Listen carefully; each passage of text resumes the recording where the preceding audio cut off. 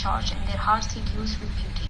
Here, the fresh air is Here, the air is fresh, the grass is green. The eye brought up short by a gleaming white marble structure mounted by a massive granite linga. The linga proclaims that this place is the seat of Lord Shiva. It climbs to the sky, proffering the rise of a Shivadhama or righteousness and a new dawn of religious consciousness. A figurine of Lord Ganesha, intelligence personified, greets the fortunate visitor to whom the temple doors have opened. Ahead of it is a beautiful statue in a front garden, shows Lord Shiva as a handsome haired youth. As fair as comfort, embodiment of mercy, here is the essence of Lord, garlanded with serpents. May he, the father and the mother, forever lives in our heart, and fulsome salutations to them. Karpur Gauram Karunavataram Sansara Saram Bhujgendraharam Sada Vasantam Hridva Ravinde Bhavam Bhavani Sahitam Namami. His wide, kind eyes are open, his face is relaxed in a half smile, and his hand is raised to grant blessing. His seat is an enormous open lotus flower, and he has for his canopy the five-headed serpent Sheshnaga. Inside the complex, a gleaming brass visage of a great Lord shows him in the same posture. Significantly, Shiva, the supreme yogi, is not meditating. He is on a tiger mat, just uncrossed one of the legs, ready to look into the problems of the devotees. The sacred words, Om Namah Shivaya, are embolized inside the main hall. They offer an immortal promise, Lord Shiva and indeed Guruji's help, for they are one and the same, is at hand to anyone who must trust him. The making of the structure. That these grounds are indeed Lord Shankara's is born out of the numerous incidents that have been witnessed by those involved in its construction and those who frequent the temple.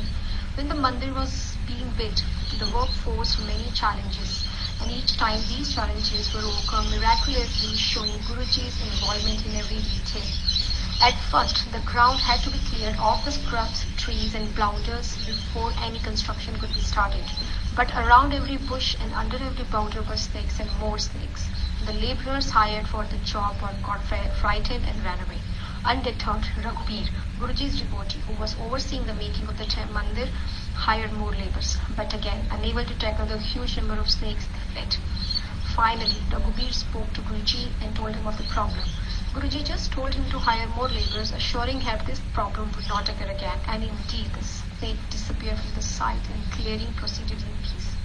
The basin construction was overtaken during the rainy season, and yet every time the concrete was to be poured, the rain would blindly halt. This happened so many times that everyone involved in the construction realized that these happenings are not sheer chance. As Guruji used to say, everything by choice, nothing by coincidence. The architectural design as created by Guruji's devotee, J. Bhardwaj, had to have the Shivlinga superstructure. The Shivlinga is a divine symbol of Lord Shiva above the dome of the temple. This would have been easy if the Shivlinga had a solid base, but dome could not have taken the weight of the solid Shivlinga, and moreover the hollow base could draw all eyes upwards into the Shivlinga, reminding us that we are within Guruji's Sharan. There are only one mason in Delhi who has the ability to do this. He was in very difficult circumstances. How Raghuveer managed this particular person and how this person was able to build the Shivlinga is another satsang in itself. Enough to say here that the sheer beauty of the architectural and engineering feats on display are testaments of Guruji's grace. The Bade Mandir is his seat of spirituality, the favored land of Shiva and Nanak. Here, Omkar and Om are one, reflecting of each other timelessly. The temple welcomes the spirit of man forever, and the smile at all who comes. He blesses again and again and yet again, and the light of divinity shines bright. Even the soil is miraculous. As the mandir and its surroundings were developed, it was clear that this place is indeed favored by Lord Shiva. Even to the casual observer, the growth of the plants and trees were exceptional. The lady planted at the temple a few of the flowering plants she had bought from her farmhouse. To her amusement, these plants bloomed into flowers at least twice the size of a mandir as compared with those planted at her home farmhouse. Once permission was sought from Guruji to have lawn grass recarpeted. He gave his go-ahead, but there was not much time left. The temple function was fast approaching. The temple gardener went ahead with the task. Once the grass was laid down, it was clear that the decision was not correct on two counts. More time should have been given for the appreciable growth of the new carpet of the grass, and variety that had been selected was one that tends to cut the feet initially and become softer only after the first cutting, which was out of question due to paucity of time. However, to everyone's amazement, this grass grew exceptionally fast. The first cutting was taken up well before the function, and growth was so good that another trimming was managed just before the function. The quality of the carpeted lawn of the day of the function was admirable, and Guruji's of grass growing was stumped. Guruji is always there. There are many inexplicable going on in the mandir that hints at supernatural force going about it benign work. Regular visitors to the temple have witnessed the idols of Lord Shiva on the temple grounding, changing expressions. And in year 2006, during Holi, there was a spot of color on Guruji's brass idol that adorns the whole. It is also certain that omnipresent Guruji has the temple within his protective grace all the time. The school teacher recounts a memorable experience. She had gone to a mandir very early on the occasion of Guru Purnima so that she could attend school later. She reached the mandir at 6:15 a.m.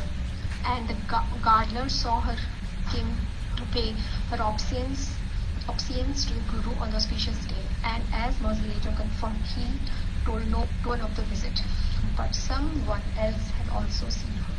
On the teacher's very next visit to her parents' day, Guruji called her and said, "Aunty, you have visited the temple on Guru Purnima at 6:15 a.m. I was watching you in the meditation." Renunciates of it. Ages hence, men shall look upon his sacred spot on the birthplace of Dharma.